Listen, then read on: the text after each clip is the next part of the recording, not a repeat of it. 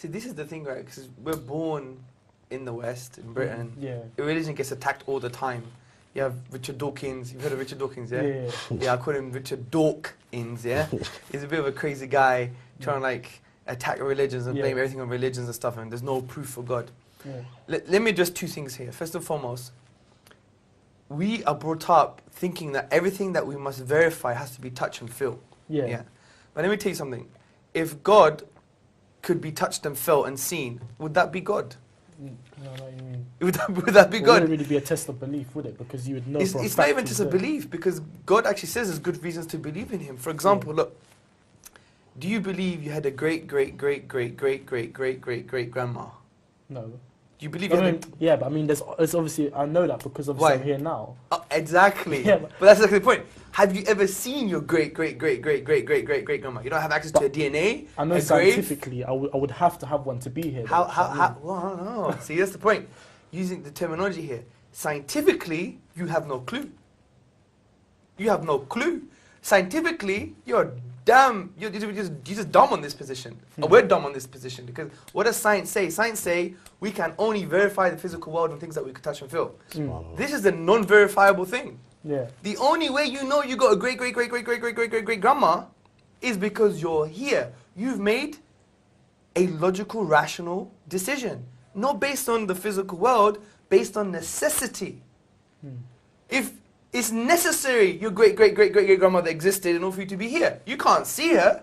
But if someone says she never existed, you say, get lost, man, you're crazy. Do you see my point? Yeah. So the point is, we don't need physical evidence all the time to come to conclusions. Exactly the same thing with God. As you said, cause and effect, creator and created. Let's put it this way. Everything in the universe, dude, that begins to exist, okay, if I just popped like this, here I am, I just popped into existence, has a cause. You know it must have came from somewhere. Everything that begins, that starts to exist, always has a cause. Number two, the universe, without a shadow of a doubt now, began to exist.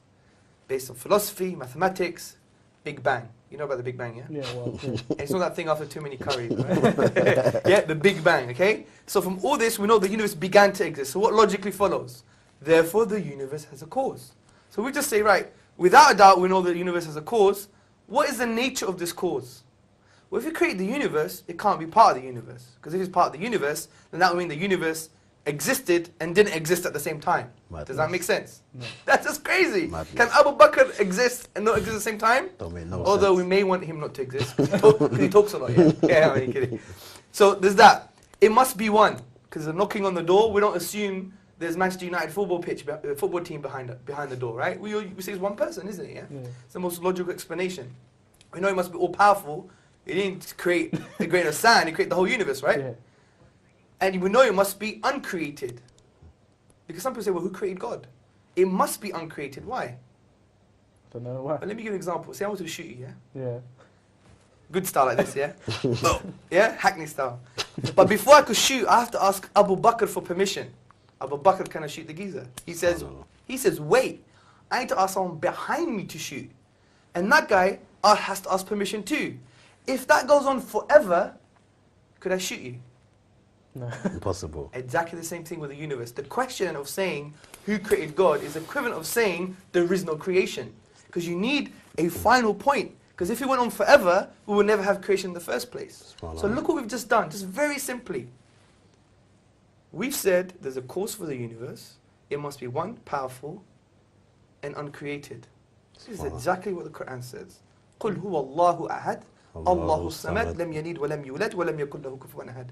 Say God is one, unique, eternal, self-sufficient. He begets not, nor was he begotten. He's uncreated, and there is nothing like him. He's immaterial. He's outside of the universe. Yeah. So just using our aql in Islam is our intellect, reflection, as the Quran always tells us to reflect. He uses the word yatafakkarun, for those who reflect, because the Quran is for reflecting human beings. So we come to the conclusion that there must be a God. For me, I think that's irrefutable evidence there. Yeah. We could even go slowly through it again, You can because they were very basic concepts, weren't they? Yeah. So there's evidence for it. Yeah, there's evidence for it. And then what I would say now is, well, is God an absentee landlord? He just give you the keys and will go away. No, how could we apply something to God that we never apply to ourselves? I got a BlackBerry, right? what came with my BlackBerry?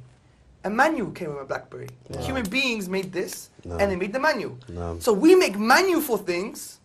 We're But saying God wouldn't give us guidance. We're Subhanallah. actually being saying lesser for the being that created the whole universe. Subhanallah. We must be chiefs if we think that, man. We must be crazy. So the point is, it only makes sense that he gave us revelation. Now the question is, what is the revelation? That's a profound point we need to be talking about. Sorry to cut you there, because we've Sorry, got a bro. few callers, inshallah ta'ala. Assalamu alaikum wa rahmatullah. Wa alaikum salam.